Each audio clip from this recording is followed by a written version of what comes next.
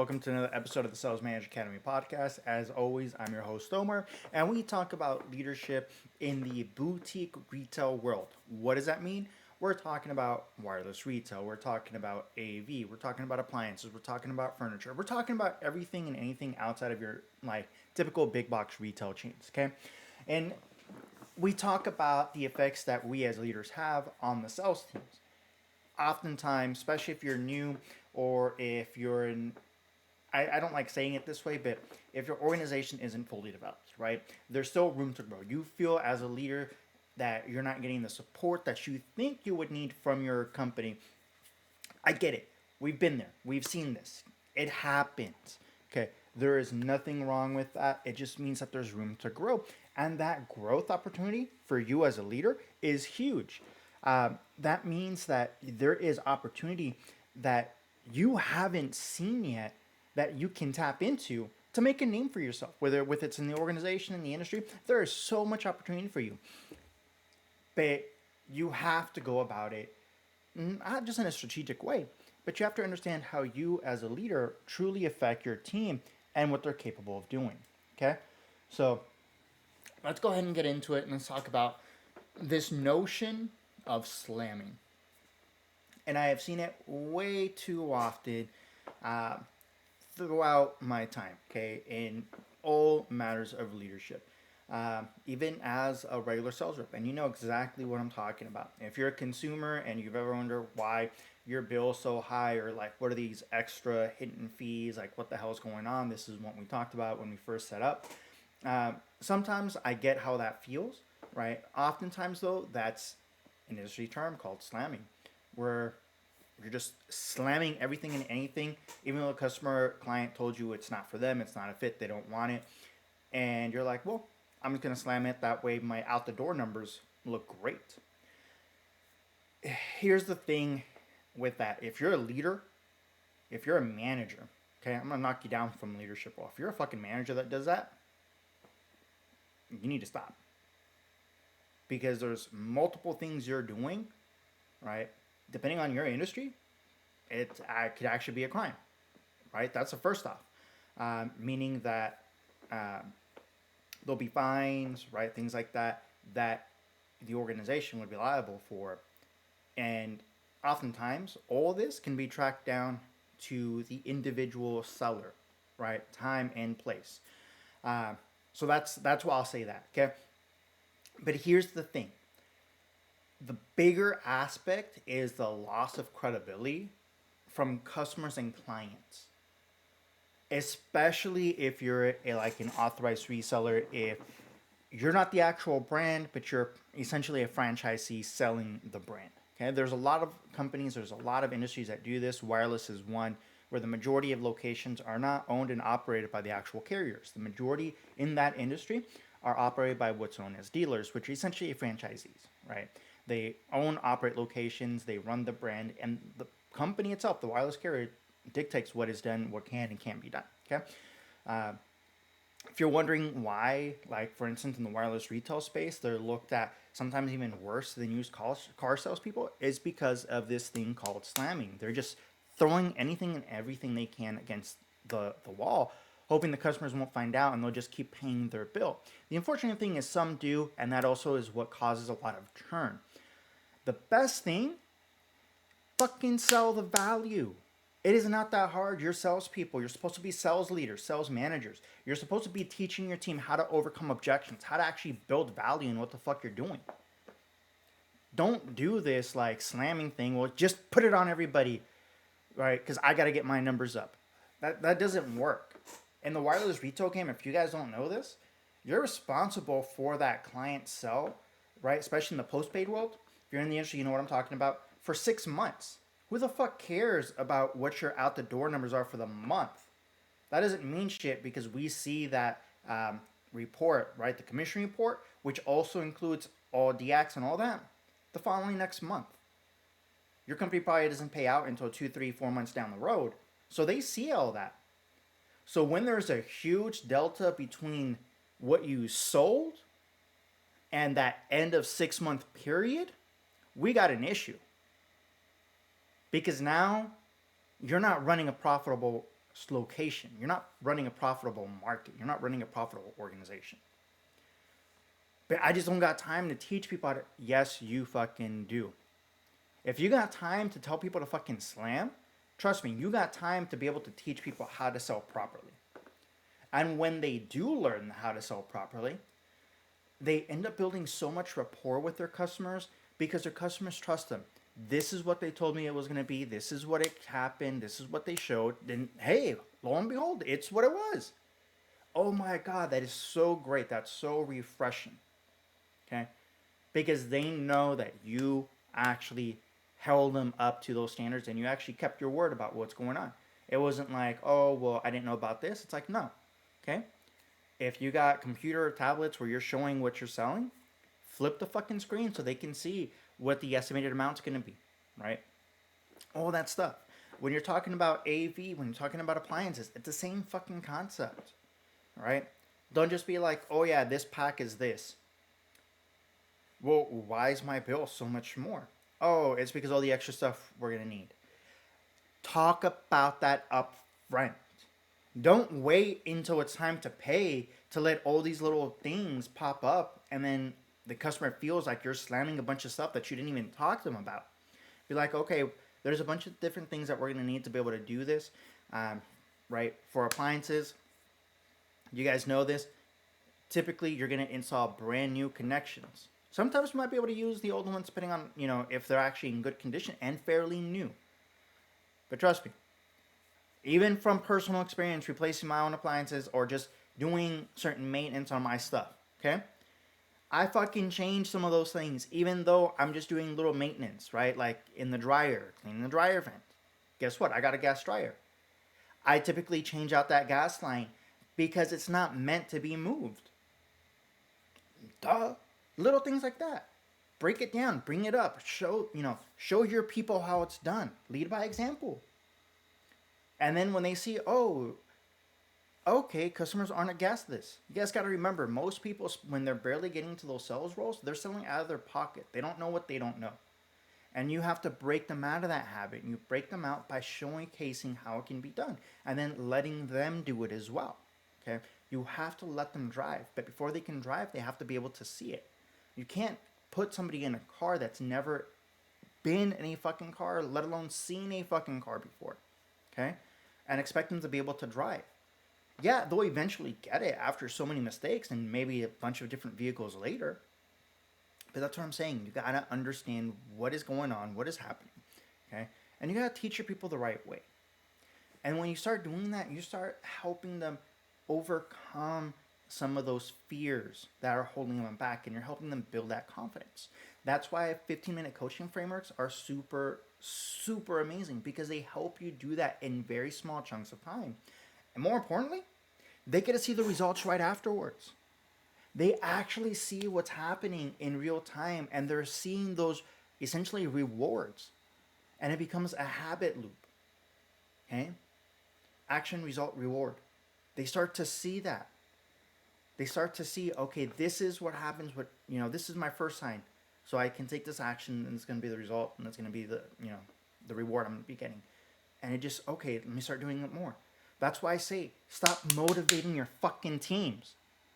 If you haven't trained your people before, don't go in trying to motivate them. Train them first. The only reason you would motivate your team before training them is because you know it's going to be a bloodbath and you're going to lose the war. You're going to lose the battle. Okay?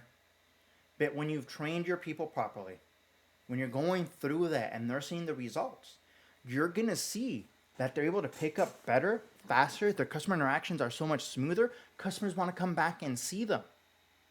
It goes a long way. Guys, you're sales leaders. You got sales teams. Every single person alive loves to have a go-to person. This is my person. Oh, you got cell phone issues? I got you. I got a guy. Oh, you trying to replace a TV? You want to get your audio system at the house set up? I got a guy. I got a person. Oh, you need new appliances? Go see my person. They'll take care of you. You need a new car? Boom, go see my person. When you do right by your clients, you're building value. Sometimes it also means turning down certain sales. There's nothing wrong with that. This notion of we got to sell everybody or we don't, it's bullshit stuff. Okay? Grant Cardone and his bullshit is bullshit. Fucker can't sell for shit. But guess what? When you actually teach your people, okay, you have great rapport built with those clients. They may not close today, but guess what? I got a nurturer system. We're going to close. Just got to make sure the timing is right for everybody. And you got to make sure, okay? Because guess what? If this is what they want, but they literally don't have the funds for it or the means to get those funds, no matter how hard you try to sell it, it's not going to close. And you try to do a half-assed job, it's going to be a worse situation. Okay? Sometimes we can get creative and be able to do some great stuff. But you have to know when it's great and when it's not. And that's stuff that your team is going to learn too. And as a sales leader, you have to set those expectations. You have to showcase it. Okay? When you slam a customer account and their bill is sky high and you know they won't be able to afford it, boom. Well, how do you know what they're going to afford? You have those conversations, okay? Because guess what happens? In the wireless world, for instance, they're just going to either let those numbers go or they're going to port those numbers to a different company in less than 6 months. That typically happens within 90 days. They get the first bill, oh my God, why is it so fucking high? They get the second bill, why is it so fucking high? Third bill, it's not what it's supposed to be, so fuck this, I'm gone. It happens. In AV spaces, it's setting up the expectations of what they're going to be getting, what kind of experience. Oh, this sounds shitty. My speakers blew out. My receiver went out. Like, it's a waste of time. Like, don't ever go see that person. Avoid that store. They screwed me over. Guys, being sales means that you're in it for the long term. Your team has to understand that. This might be their first sales position. This might be an entry-level sales role. Okay? It doesn't matter. They may not have that thought of, I'm going to be here for a very long time. And that's okay. There's nothing wrong with that. Maybe this is a stepping stone for them while they're in school, they're finishing up whatever. Okay? Cool. At the end of the day, I want to make sure all the customers, all the clients we're servicing are coming back to us here at this location. They're coming back to our team, whether you're here or not. I want them to know that we'll take care of them. And you do that by making sure your team isn't slamming. How do you know they're not slamming? You're coaching, you're training, you're developing your people. You're helping them overcome their own insecurities about selling out of their pocket. Would I be able to afford this? Can I afford this $40,000 kitchen set? Okay? Most of your people that sell luxury appliances can't afford the luxury appliances themselves. Doesn't mean they can't sell them. Okay? But once they get out of that notion of selling that 10, 20, 30, 40, 50, 60, 70, 100 plus, set, they'll get over it. And they'll see that there are people looking for that. But that's where you have to make sure that you're coaching them, you're training them, you're developing them. You have to do that. And it doesn't take a very long time to do those coaching sessions. Okay? And keep in mind, coaching sessions and product knowledge, those are two different things. I'm talking about the actual sales process of coaching. Okay? They're going to learn the products. They're going to learn the services. It is going to take time.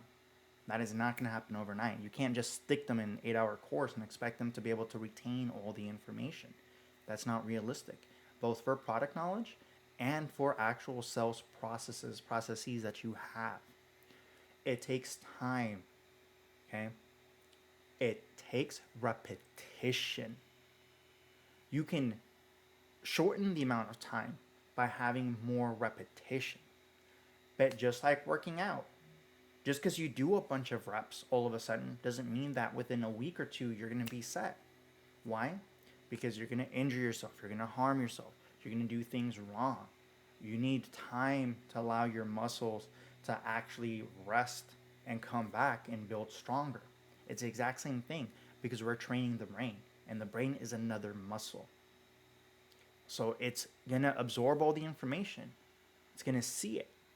And then it actually needs time to allow it to actually come to fruition.